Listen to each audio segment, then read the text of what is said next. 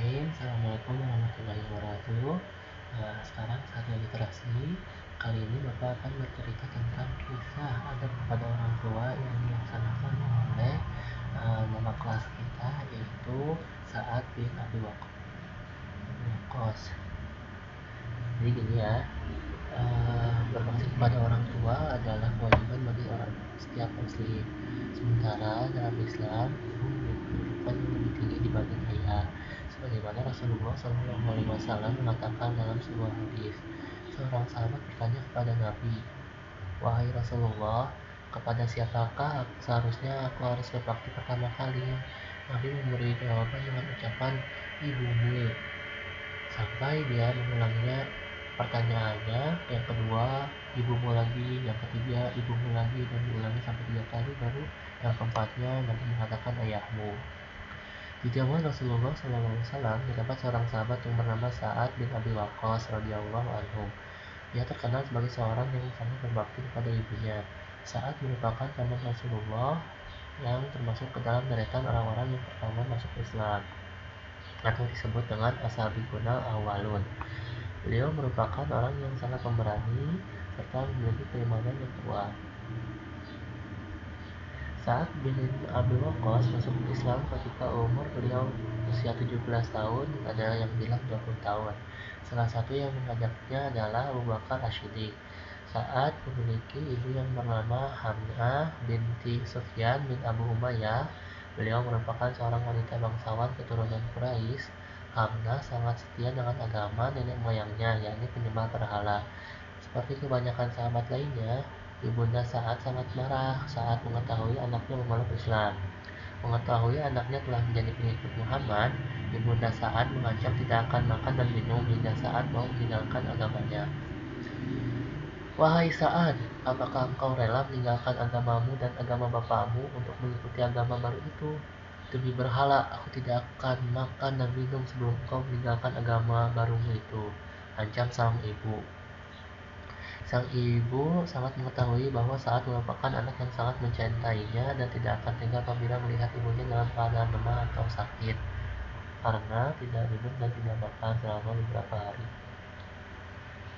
Karena Sa'ad merupakan anak yang sangat berbakti dan menyayangi ibunya, meskipun sang ibu tidak mau makan, dia selalu membuatkan makanan baginya. Hingga 3 hari lamanya, ibunda Sa'ad tidak mau makan dan minum. Dengan lembut dan sambil mencium keningnya, Sa'ad berkata, "Wahai ibunda, demi Allah, seandainya engkau memiliki 100 nyawa dan keluar satu persatu, aku tidak akan pernah mau meninggalkan agamaku selamanya. Jika ibu mau makan, maka makanlah.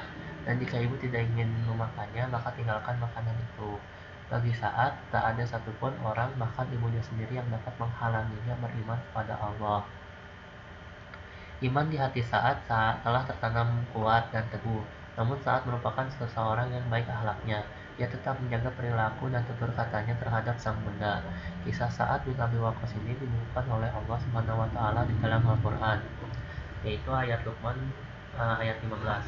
Surat Luqman ayat 15. Yang mana artinya, "Dan jika keduanya memaksamu untuk mempersekutukanku dengan sesuatu yang tidak ada pengetahuanmu tentang itu, maka janganlah kamu mengikuti keduanya, dan pergaulilah keduanya di dunia dengan baik."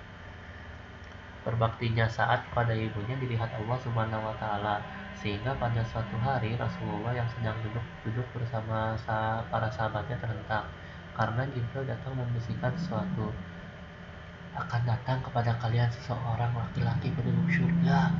Sahabat pun memanjangkan lehernya dan melihat ke sekitar mencari siapa yang datang. Ternyata di balik bukit terdapat Sa'ad bin Abi Waqqas, di mana Allah telah mengirimkan salam kepada Sa'ad. Meskipun sang ibu menyembah berhala, tetapi ia tetap menjaga akhlak kepada ibunya. Kisah Sa'ad Abi Waqqas ini telah mengajarkan kita hendaklah seorang muslim memperlakukan orang tuanya dengan baik, meskipun mereka dalam kondisi masih menyekutukan Allah.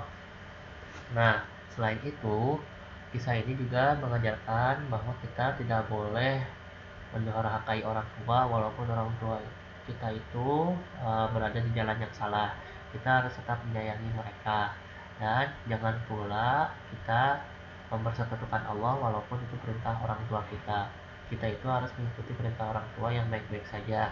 Dan apabila orang tua kita menyuruh kita sesuatu yang tidak baik, janganlah kalian langsung menyatakan kesalahan, tapi tetap selalu menyayangi mereka dan mengingatkan mereka. Sekian literasi hari ini, semoga bisa kalian amalkan. Wassalamualaikum warahmatullahi wabarakatuh.